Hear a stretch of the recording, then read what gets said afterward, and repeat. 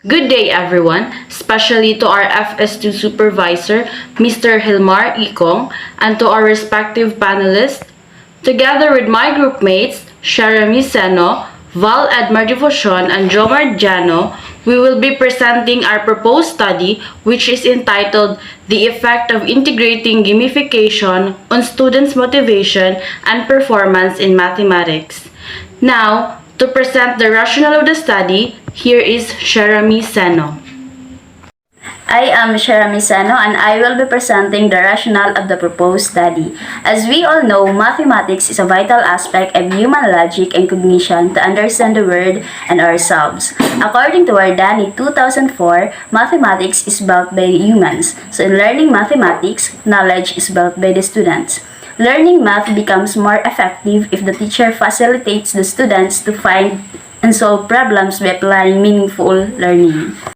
However, as the pandemic started, the great change happened in the way that students learn and teachers teach. The new mode of learning made the supervision of students even harder to accomplish because of the distance mode of learning. The lack of motivation for online learning was cited from the survey of student experience in the Research University or CERO as the largest impediment by 76% of all undergraduates surveyed, and 56% of graduate and professional students felt the same way.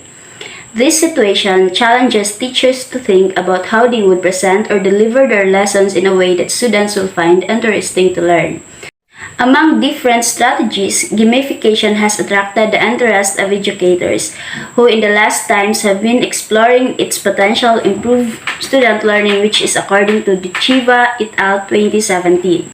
That is why this action research will be conducted in order to acquire sufficient information on the challenges that students experiencing in the new normal system of education and to see if gamification has a substantial impact on the students' motivation and performance, particularly in the field of mathematics. For the research questions, here is Rizal B. Morales. I am Russell B. Morales and this is the statement of the problem.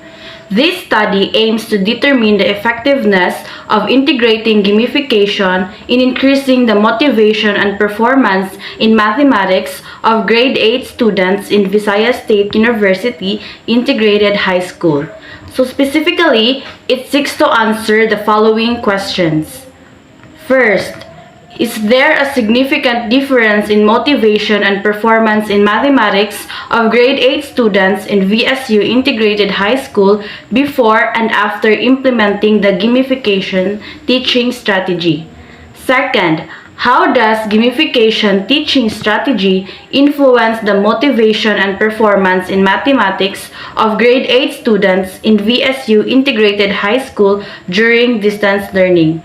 Third, how effective is gamification teaching strategy in increasing the motivation and performance in mathematics of grade 8 students in VSU Integrated High School? There were several studies in which gamification were used to improve the students' learning, engagement, motivation, and etc. The researchers decided to redefine all information and enable a broader vision of the research problem. In a study conducted by Wiggins 2016, gamification as a concept is the creation of a game-like feelings in a non-game context. In a gamification teaching approach, learning is not turned into a game. Rather, the features that entice players to engage in games such as curiosity, collecting, discovery, and dominance are used to entice learners to participate. According also to Brifa et al. 2020, using a gamified teaching and a learning technique can improve students' learning and performance by 50%. Even though gamification's ability to improve learning and performance is indirect, the study found that it will considerably aid in enhancing students' drive to learn, hence improving their engagement and learning experience. Furthermore, as mentioned in the study of Al-Ghamdi 2020, incorporating online gamified learning activities into mathematics instruction can improve learners' engagement, motivation, and academic achievement. It was also discovered that gamification elements such as awarding of points and certificates, as well as the provision of facilities that allowed learners to compete, receive feedback, and publicly share their accomplishments had a direct impact on increasing learners' engagement and motivation in mathematics education. In concordance to the study of PAP 2017, gamification is an effective strategy for increasing motivation, engagement, and learning in education. Gamification was shown to be an interesting and successful approach to learning by both the primary and the secondary school learners. Accordingly, on the basis of the previous study by Baber 2021, the use of gamification as a teaching approach has a positive impact on the level of students' mathematics performance and skills. It assists students in grasping mathematical concepts, remembering and applying rules, overcoming topic obstacles, and increasing motivation. As cited also in the study of JET 2020, there was a significant increase in participants' intrinsic motivation and academic performance after exposure to gamification. Now, to present the theoretical framework of the study, here is Val Edmar C. Devotion.